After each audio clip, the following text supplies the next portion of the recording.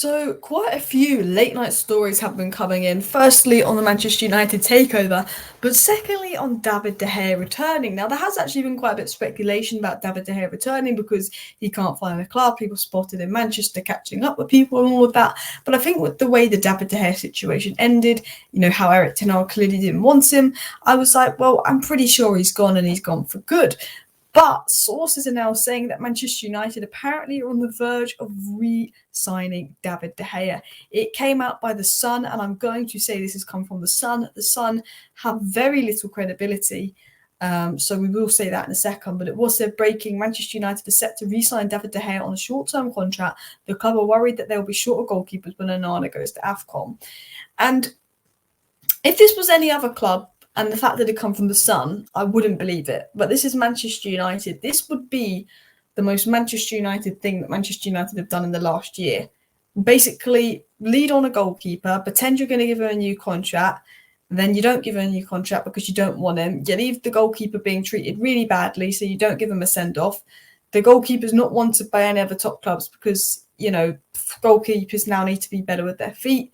We sign a goalkeeper, we bring back De Gea.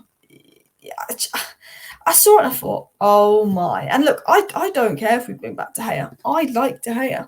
I like De Gea. I like the guy. I've always liked De Gea. I appreciate what he's done for the club. But the guy needed to leave Manchester United because, we needed to improve and build up. Big games like Sevilla, Manchester City, Cup final, his lack of distribution cost us. He was poor.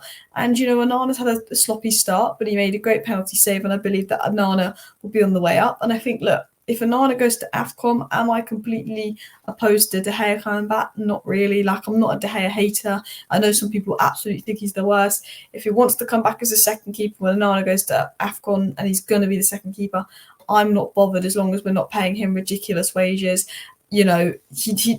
But we've got Bay and Deer for that. It doesn't make sense, really. I like De Gea. I don't like the way that he was treated at the end. I think he was a good keeper. I'm surprised he's not found a club because I don't think he's as bad as people make out. But he's left Man United. He can't find a club. I don't know. If he wants to come back as a second keeper, I'm not going to complain. I like the guy, but it just feels a bit like. Do you know what I mean? It just feels a bit like okay then. So, I don't know how I feel, to be honest. I don't know how I feel. I just think it's just such a Man United thing to do. It's not like a bad thing. Short-term keeper because Onana's going to AFCON and he's been poor and Onana's form's dropped, so maybe that's a bit of pressure on him. But it's like Ten Hag clearly didn't want the guy. He let the guy go. Are we bringing him back because he's not found a club and out of sympathy, or does Ten Hag want him back? Because my feeling on this is if Ten Hag wants him back as a second keeper, all for it.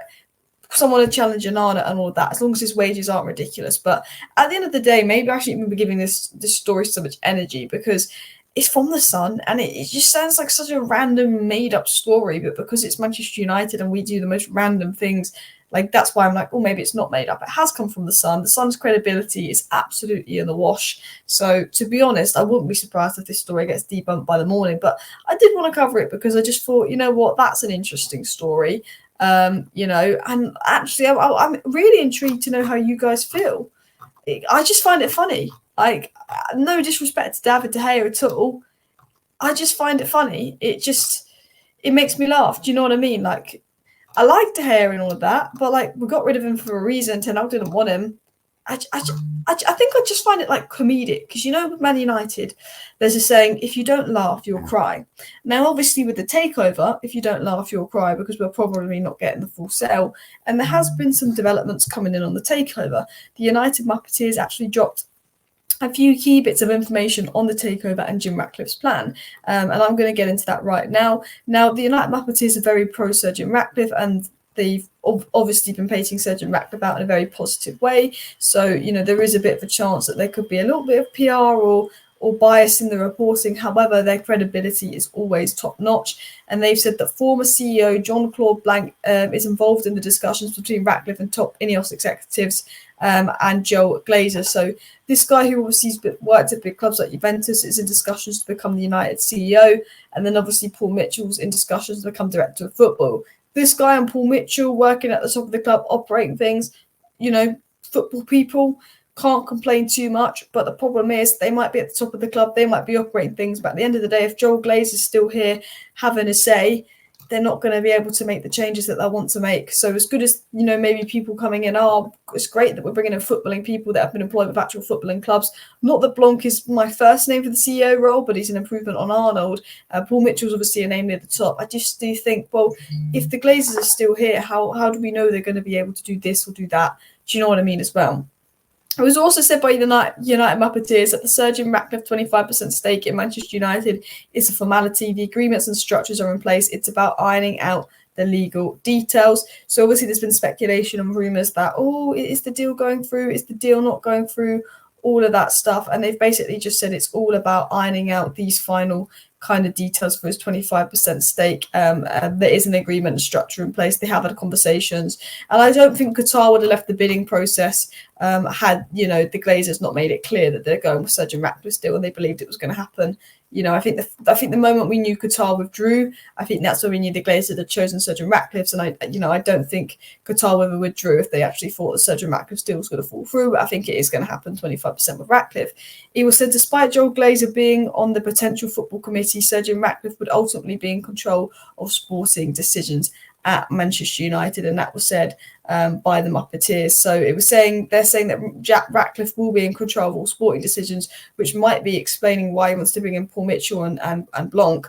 But again, the thing is, maybe Ratcliffe has control of sporting decisions, but at the end of the day, if Joel Glazer's still got a say in control of finances, what's not to say Joel Glazer stops suspending and buying this player and this player that the people bring in? It's like, cool, Ratcliffe's coming in, Ratcliffe gets a say, Ratcliffe's going to be bringing in the right people to Manchester United. Go Ratcliffe, This is obviously a big bit of Ratcliffe PR, but if he does this, that's the best thing that he can do with a 25% stake. But who's to say that, Joel Glazer is going to approve that we spend money on this player and money on that player? We can change the structure, but at the end of the day, you've only got 25%. The Glazers are still here, and